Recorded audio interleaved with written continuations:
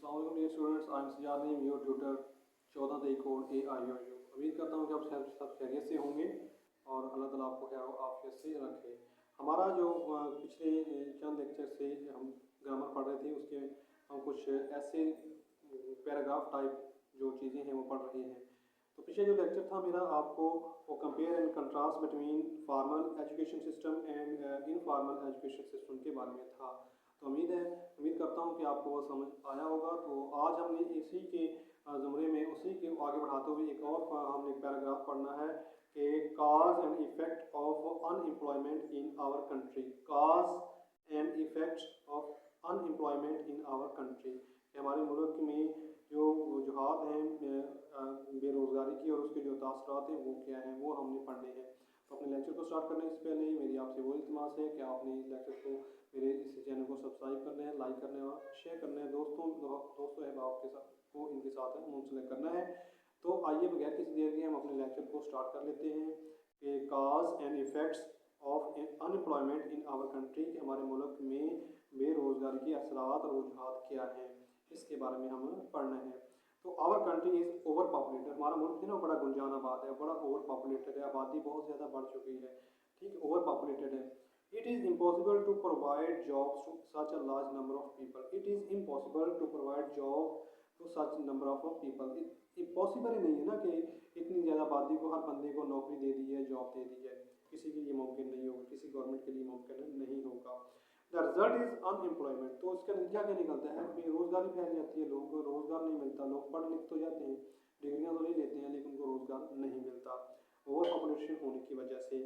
Our education system is also responsible for unemployment, हमारा education system जो है वो भी जो है अनएम्प्लॉयमेंट का वो वजह है वो, क्योंकि वो हमारा एजुकेशन सिस्टम ऐसे कैंडिडेट, ऐसे स्टूडेंट्स, ऐसे लर्नर पैदा कर रहा है जो सिर्फ क्लर्क्स बन सकते हैं।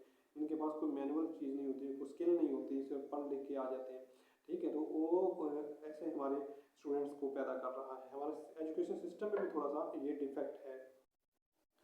It does not prepare technical hands, ये टेक्निकल हैंड यानी कि स्किल्ड पर्सन पैदा नहीं करता, ठीक है। थ्योरी पढ़ते हैं स्टूडेंट्स, पढ़ के आ जाते हैं, ठीक है, क्लैरिकल काम आता है, ऑफिस में बैठना चाहते हैं लोग, टेक्निकल काम नहीं आता, मशीनरी चलानी नहीं आती है उनको, ठीक है, स्किल नहीं है उनके पास। इट रिजल्ट्स इन अनएम्प्लॉयमेंट, इसका नतीजा क्या होता है? बेरोजगारी हो जाती है, बेरोजगार लोग हो जाते हैं, ठीक है। Pakistan is a poor country, definitely Pakistan जो है एक गरीब मुल्क है, ये अभी तरक्की पजीर है, अभी तरक्की के रस्ते से गुजर रहा है, तरक्की याफ्ता नहीं है ये, ठीक है। तो ये एक पुअर कंट्री है, Pakistan is a poor country. There are only a few mills in our country, हमारे मुल्क में चंद एक कारखाने, मिल्स हैं, फैक्ट्रियाँ हैं, ज़्यादा नहीं है, आबादी के तनासब से नहीं लगी हुई, ना कारखाने लगे हुए हैं, ना फैक्ट्रीज लगी हुई है, ना कोई और चीज़ लगी हुई है, ठीक है। फ्यू मिल्स हैं, ठीक है, in our country.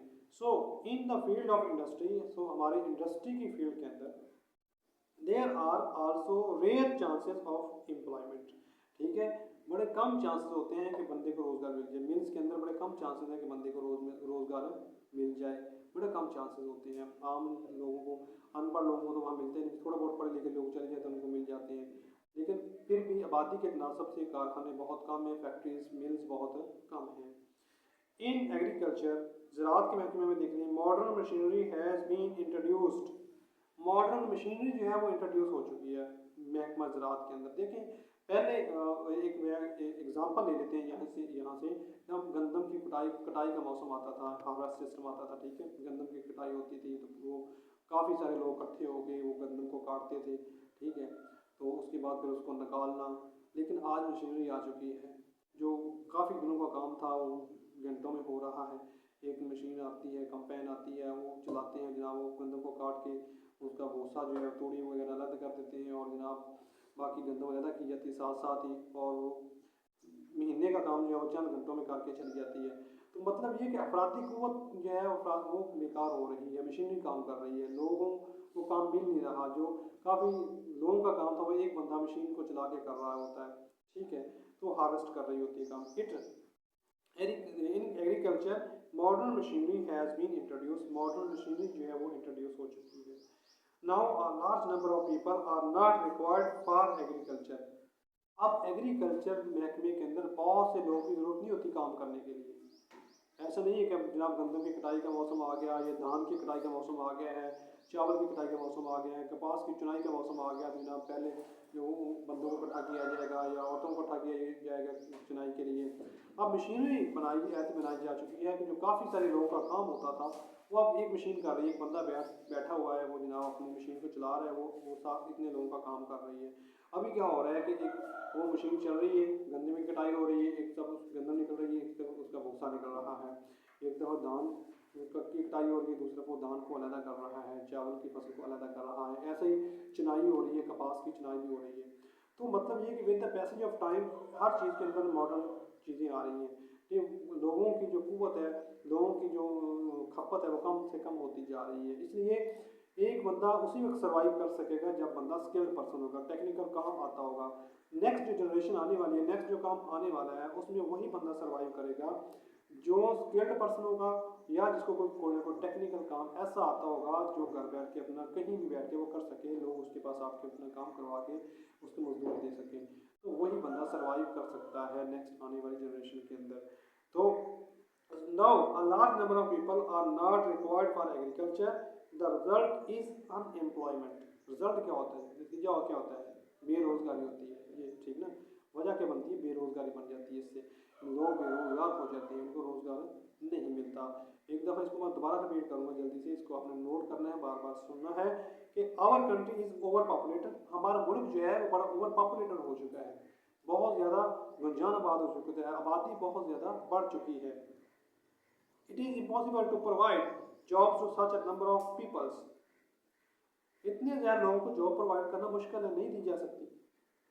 The result is unemployment. Result क्या होता है, नतीजा क्या होता है, बेरोजगारी। ठीक है, our education system is also responsible for unemployment. हमारा एजुकेशन सिस्टम जो है वो भी बेरोजगार की सबसे बड़ी वजह है। It does not prepare technical hands. Technical hands ये मतलब स्किल्ड पर्सन नहीं पैदा कर रहा है। इट रिजल्ट इन अनएम्प्लॉयमेंट, बेरोजगारी आ जाती है। Pakistan is a poor country. Pakistan एक गरीब मुल्क है। ठीक है, there are only a few mills in our country. चंद एक कारखाने हमारे मुल्क के अंदर। So in the field of industry, industry की फील्ड के अंदर क्या है, there are also rare chances of employment. बहुत कम चांसेस हैं रोजगार मिलने के। इन एग्रीकल्चर, एग्रीकल्चर के अंदर भी modern machinery has been introduced. Modern machinery जो है वो इंट्रोड्यूस करवाई जा चुकी है। Now a large number of people are not required for agriculture। अब बहुत ज़्यादा लोगों की जरूरत नहीं होती है एग्रीकल्चर सिस्टम के अंदर भी। फिर क्या होगा, द रिजल्ट इज अनएम्प्लॉयमेंट। नतीजा वही बेरोजगारी होता है, रोजगार नहीं मिलता लोगों को। जब मशीनरी काम कर रही है, रोजगार कहाँ से मिलेगा। ठीक है, तो ये काज एंड इफेक्ट्स हैं अनएम्प्लॉयमेंट के। Cause and effects of unemployment in our country, ये जो मैंने पढ़ के सुनाए हैं। ठीक है, उम्मीद है कि आपको समझ आ गया होगा। ये कुछ पैराग्राफ में पढ़ के सुना रहा हूँ आपको, इसको आपने लिख लेना है। ये आपके सिलेबस में शामिल है। आपको पेपर में ये 10 नंबर का आना है क्वेश्चन, 20 नंबर का भी आ सकता है, ये आपको आने चाहिए। ठीक है, तो आखिर में मेरी आपसे फिर वो ये इल्तिमास है कि चैनल को सब्सक्राइब करें, लाइक करें और शेयर करें। जितना हो सके दोस्तों अहबाब को इनके साथ मसलक करें और इसको तैयार करने की कोशिश करें। वस्सलाम।